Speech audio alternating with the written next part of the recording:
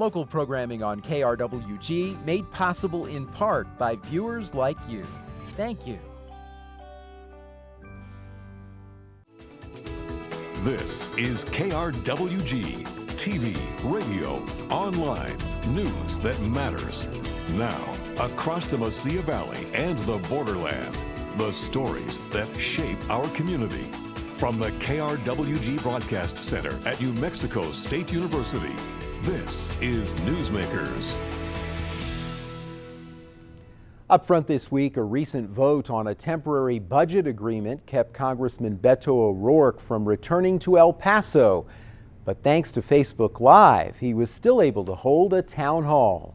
Michael Hernandez was there. In the midst of a Senate vote to end the government shutdown, Democratic Representative Beto O'Rourke held a town hall meeting in El Paso to talk with his constituency. O'Rourke was unable to appear in person due to the shutdown, which ended during the meeting. He instead live-streamed from Washington, D.C., fielding questions from residents about issues mostly focusing on immigration, Dreamers, and the Deferred Action for Childhood Arrivals program. My position, and I feel like El Paso's position, has to be that we want a clean DREAM Act. That means ensuring that those 800,000 Dreamers, at least 200,000 of which live in the state of Texas, many thousands in El Paso, are able to continue to thrive and contribute to the success of our communities. Really important point. This is not just about what's good for Dreamers or their families, it's what's good for the United States of America and for the state of Texas. O'Rourke says President Trump's plans to build a wall along the U.S.-Mexican border would not help make the country more secure. We do not want a wall. So whether it's Trump talking about it or Schumer talking about it, what matters is what we say when we're talking about it. And we will not trade those things that will hurt our community, like walls or militarization, in exchange for doing the right thing for the country, which is ensuring that those Dreamers can stay here. One of the meeting's attendees is who you would call a regular. William Hart Jr. is a retired Vietnam veteran who's attended nearly all of the representatives' town halls since his election in 2012. If we've had 89 of these town hall meetings, Bill Hart has been to at least 85 of them, if not more. And so glad to see you here, and grateful that you're at the microphone. Looking forward to what you have to say. Hart says he doesn't like the idea of throwing Dreamers out of the country. It would not only be absurd, it would not only be harmful to them, it would be harmful to the country. A lot of them are doing jobs, paying taxes. They're going to our universities, and that means they're learning to do things better. And of course, a lot of them are serving in our military, defending this country. Hart says those Dreamers who serve in the military should be given an expedited path to citizenship. He says one of the things he likes about Representative O'Rourke is his willingness for bipartisanship. He really doesn't care that much if they're Republicans or Democrats. He's focused on results. And I think that's quite good. And I think he needs to coordinate with them to get legislation that would protect them and that would give them a reasonable path to citizenship. Retirees like Hart aren't the only ones who attend O'Rourke's town halls. Yesenia Acosta is a member of the Student Government Association at the David L. Carrasco Job Corps Center, a career training program funded by the U.S. Department of Labor.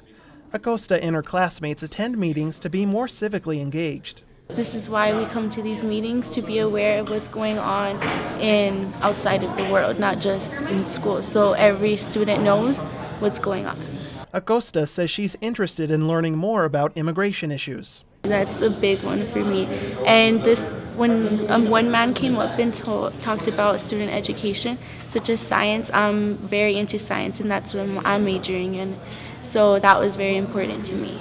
Hart says he thinks O'Rourke has done a good job in Congress and would be a positive influence in the Senate. And I think there are too many people in both houses of Congress who don't belong there, for ethical reasons or for other reasons. He doesn't have that problem. He doesn't have any baggage. He keeps his word. No excuses, good, bad, or otherwise. Results. He keeps his word. And that's the main reason why I'm definitely backing him for the United States Senate. Congressman O'Rourke is running for Senator Ted Cruz's seat. To make it to November's general election, O'Rourke must first defeat two other Democratic candidates in the Texas primary in March. For KRWG, I'm Michael Hernandez.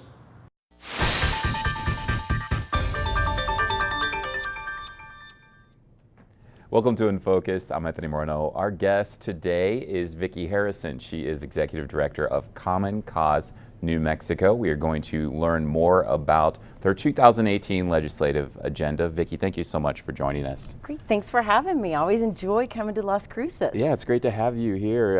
Now, I'd like to learn a little bit more about your organization. We probably have some audience members who are not familiar with Common Cause New Mexico. Could you share with us your mission? Sure. Common Cause was created back in 1970. Our founder, John Gardner, a Republican, looked around D.C. and he said, everybody's got a lobbyist but the people. Where's the people's lobbyist? And so Common Cause was founded. It was around Watergate, and just the very next year, one of our founding board members, Craig Barnes, who was a big influence here in New Mexico, said, hey, states need common causes too. So now in 2018, we have over 1 million members nationwide. We're in 35 states and in DC, and we work for good government. We work for the Ethics Commission and Redistricting Commission, lobby reform, voting rights. So we are up there, as my partner puts it, my job is to convince people in power to voluntarily give some of it up. And so we work on a variety of things around New Mexico and are enjoying, after more than 4 decades here. Now let's talk about this year's legislative agenda. One of the things you already brought up was redistricting. Yes. Your organization has called for a state redistricting commission. Could you share with us a little bit more about what you propose that organization or body be? Well, this is something, Anthony, we've been working on for many years, and the redistricting issue has really heated up around the country. The Supreme Court is looking at several cases right now, some involving Democrats gerrymandering, some involving Republicans gerrymandering. And what that means is that the legislators are drawing districts to suit themselves and their parties. And it's basically legislators choosing their voters instead of the other way around. So we've been working on an independent commission in New Mexico for many years. We have a constitutional amendment this year. We've got Representative Carl Trujillo and Senator Mark Moores are both pushing that, and we hope to get some hearings. It's a tough battle. We've got the census coming up in 2020, and then, this is something that's really important for New Mexico. When you look at the studies, we're one of the top 2 undercounted states for the census because we have such rural places, we've got many different native languages, we've got a lot of space to cover. And so if you're undercounted in the census, then that means a lot less federal money coming to your state. So this is something that's critical as we look to 2021 when all of these districts are going to be redrawn. Well, what about redistricting how it is right now in New Mexico? How do you think it is flawed besides, not knowing the diverse communities that are here already? And our legislators have actually done a pretty decent job in many ways in doing the redistricting, but at the same time, we see these problems which are, lack of public participation. These meetings are open to the public, but there's very little media about it. People don't know about it. They don't know how to get involved. There needs to be more transparency. Well, how do you think this could be more transparent? It could be more transparent by having not legislators do it, by having an independent commission that is made up of the people. That many other states have looked at this, and we've already got this in Santa Fe. For the city, they do redistricting as a citizens commission where there's input. There's so many algorithms and computer programs out there that it's easy to find that you make sure you don't, for me, Anthony, the biggest problem I saw with redistricting in New Mexico was back in 2012, and I was driving through Mountain Air, and it was an election year, and I saw a big sign that said Phil Griego for state senate. I literally pulled over because I thought, wait a minute, Phil Griego is north of Santa Fe. Well, in the 2011 redistricting, his district went from north of Santa Fe all the way around down to Capitan. And that is a problem because north of Santa Fe and Capitan are very different places. And so we need to make sure that the district lines are drawn fairly. And that's not saying the legislators can't do it, but people need to be involved because if it's done behind closed doors and it's done with politicians, the public is suspicious. As much as we try to convince them that the vast majority of those legislators are doing the right thing, they're looking at Congress and seeing nothing get done, and that is trickling down to how they feel about their state legislators as well as their local elected officials. Now, as far as, you brought up, that this is so important to many people. Is this an issue that people really seem to care about when it's too late right now? Absolutely. Okay. Absolutely, Anthony. Unfortunately, because, democracy is wonky and it's messy and it takes forever and it's back and forth, but it's our foundation. It's never sexy. It's never a bill that, we're going to stop something tomorrow and everything's going to change. It's very incremental. And, it's like a lot of the issues that I work on for years, then suddenly everything's on fire because something's going to happen. Now, why should people in the 2nd Congressional District care so much about this? I mean, it's obviously a very wide district. I mean, you have a bulk of the population that lives, around the Albuquerque area and, right. and then above there. But how could this really impact this area that seems to be so sprawled out here in southern New Mexico? Well, I'm right there with you. I'm in the 3rd district up north, and talk about sprawled. And our congressional districts are pretty good. It's kind of easy because we only have 3. So we don't see the gerrymandering that some of the more compact states see. I think the southern part of the state will see this just along with everybody else around the legislative seats, around your state Senate seats and your state representative seats, and making sure that they are more contiguous, that they represent communities of interest, and that they take all of the education and, quite frankly, case law at this point. Because, we have people in other parts of the country, in North Carolina, in Wisconsin, we've got other cases that are popping up where people are, literally drawing maps to make sure they get more of their party elected. And we need to make sure that never happens. And transparency is always the best way to restore faith in government. Well, let's talk about the people who vote to put those people in power. Yes. Voters. Your Voters. organization has called for automatic voting registration. Is that correct? Right. So how do you see this happening, really, and being put into place if this is possible and can be done in New Mexico? It's something that can easily be done. A couple of years ago, we passed online voter registration in 2015, and it's been wildly successful. It doesn't mean that we get rid of the old paper registrations that people do. It's just in addition to that. And we see this as the next logical step to where, and we've seen other states do it very successfully. It's passed in, bipartisan, unanimously in other states, from Illinois to Rhode Island to Oregon, California. Many states are looking at this. And what would happen, the way I envision it, it's already federal law when you go into an MVD, they have to ask you, do you want to register to vote? Would you like to update? That doesn't always happen. This would just take it away from that person where we have human error, which is always going to happen, and I envision it just being part of the screen that you pass through. And it gives the people, everybody says, boom, you're automatically registered to vote unless you say, no, I don't want to. It would just streamline a process that's basically already federal law. It makes it easier. And the reports that we have seen after this was implemented just a year or so ago in Oregon is pretty exciting.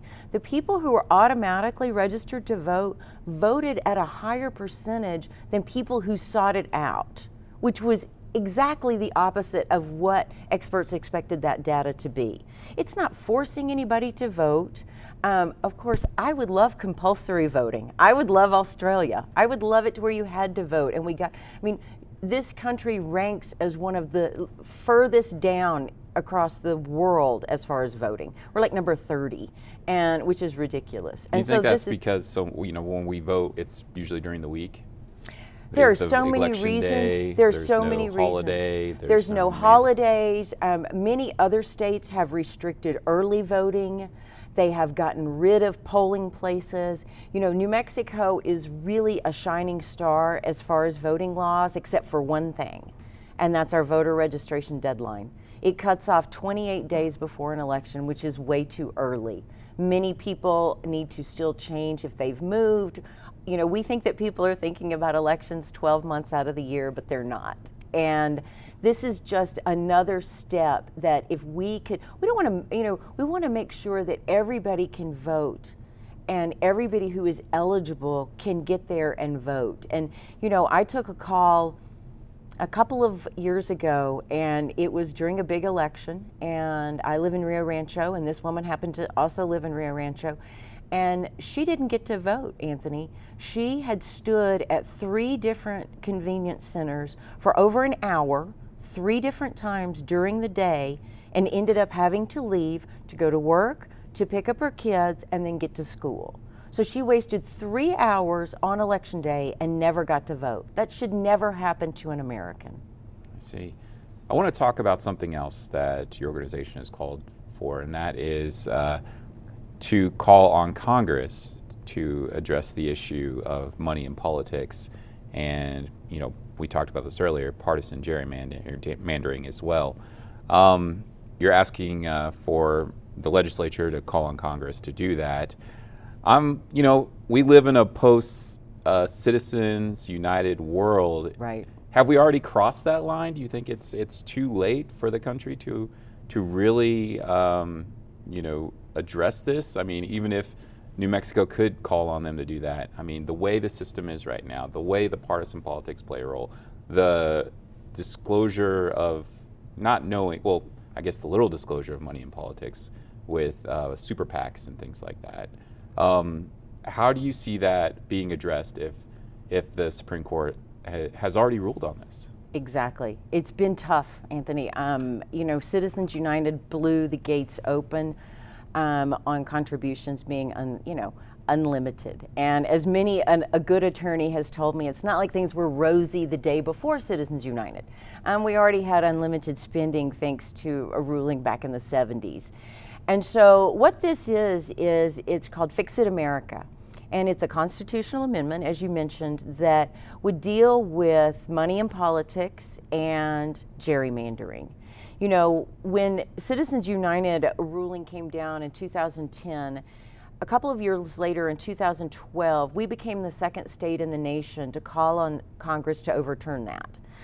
We're now almost to 20. Hopefully New Hampshire will join us this year. And about 700 cities and counties have called on Congress to do this. It's an uphill battle. It's another piece in the pie. I always tell people that there's no panacea to get this done, but the way the public feels about this, Anthony, this is absolutely not too late. Yes, every election gets exponentially more expensive. I guess we're looking at billions. You have to really raise over $1 billion to become president of the United States right now. You can't even predict at this point how much money you need. When we look at even the smaller races where we're talking about city councilors and state representatives, and it's out of control. But is that where it starts in order to counteract this at the local level? I think it does. It always starts at the local level. We've seen so many good things that have passed. You know, our problem in New Mexico is we don't just have to deal with the Supreme Court and things like Citizens United. We also have to deal with the 10th Circuit, which is our ruler out here in New Mexico. And they have made, some humdingers on campaign finance. I mean, for example, a few years ago, they ruled that a PAC could be coordinated and uncoordinated at the same time as long as they kept their money in 2 separate bank accounts. Now, that's just ridiculous. The Second Circuit, 3 months later, what are you talking about, people? That doesn't even make sense, because the coordination comes from the conversations and the strategy, not just from the money.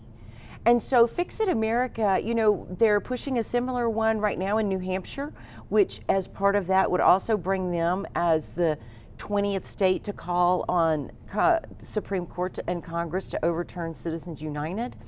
And it's just another piece moving us forward, because when you look at what the public thinks, we have 95% of New Mexicans want every single penny disclosed.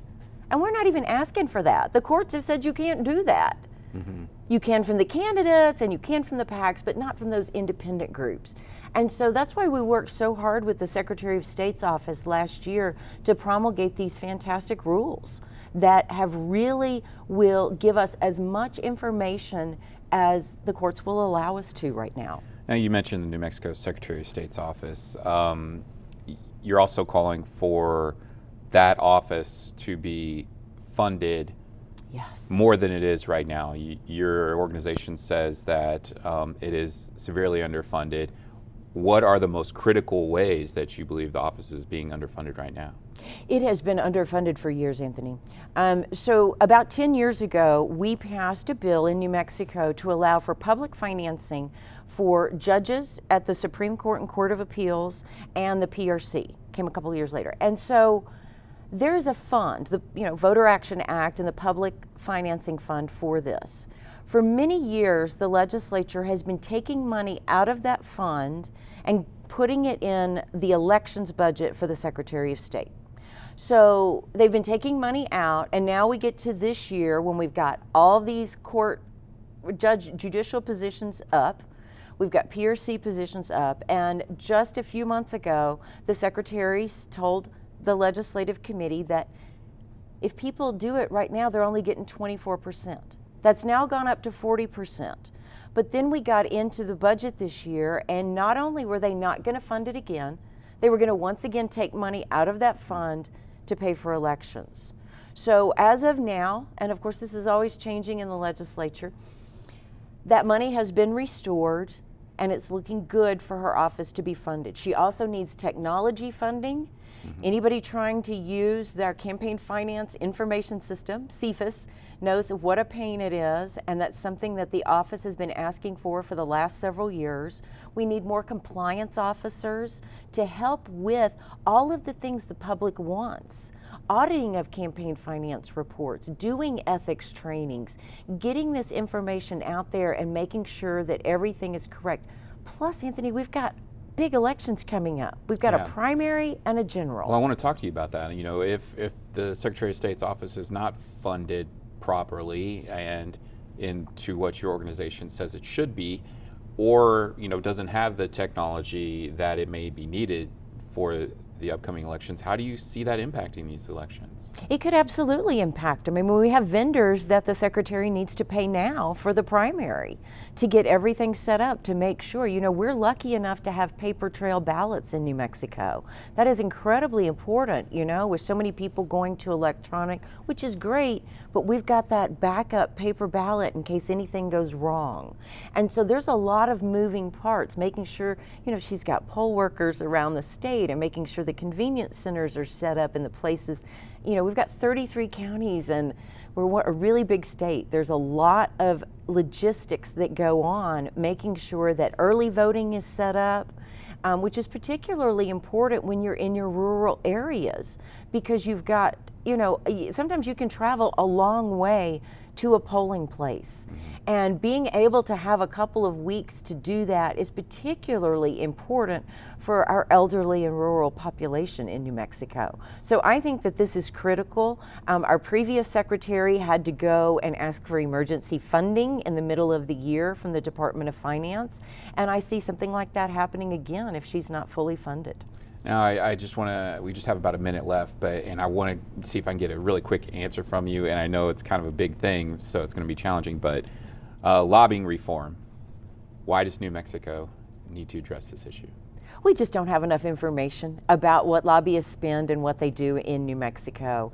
And we are going to, the governor gave us a message, and Senator Daniel Ivey Soto introduced a bill that will fix a glitch from a previous bill. So things under $100 will once again be reported in a cumulative total. But we've been asking for lots of stuff. We want to know how much lobbyists are getting paid. We want to know the exact bills they're working on. There's all kinds of stuff that we'll keep pushing for. Okay, Viki Harrison, thank you so much for joining us on In Focus. Thanks for having me. It's always fun. And we want to thank you for joining us on In Focus. Remember, you could always stay connected to KRWG on social media, like us on Facebook, and follow us on Twitter at KRWG. I'm Anthony Moreno. The renovations here at Las Cruces High School have a cost estimate of about $90 million. This is due to a bond issue passed by Las Cruces Public Schools. Now, voters will go back to the polls once again for an upcoming bond election that will fund projects throughout the district. Advocates discussed the benefits of proposed bond-funded projects during a recent meeting at Las Cruces High School. District Chief Human Resources Officer Dr. Miguel Serrano says the money would provide renovations as well as improved safety and technology. This would be a very positive for the Las Cruces Public Schools because it will renovate our current facilities that need upgrades.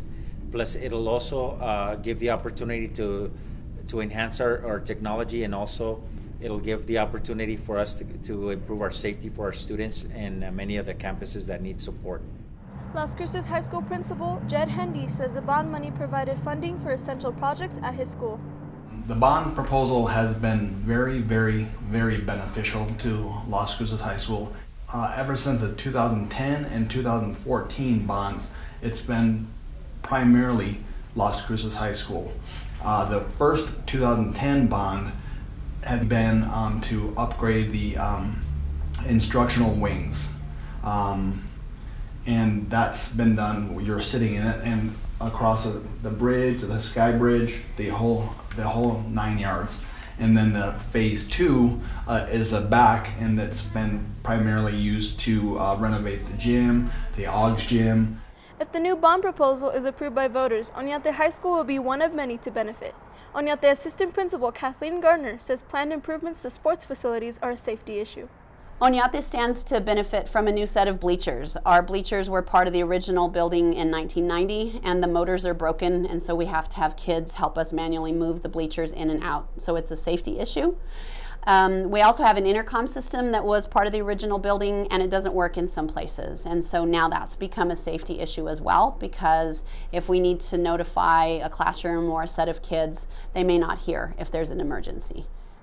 The bond money will assist with repairs and renovations, security, new playground equipment, school furniture, and more. If approved, the district tax rate will remain the same.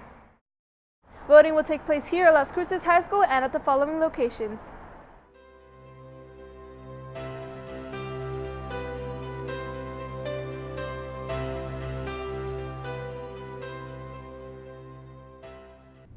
That's our time for now. Join us this week on KRWG Radio. Every weekday, it's Morning Edition 5 to 9, Fresh Air at 11, followed by Here and Now noon to 2, and All Things Considered 4 to 7.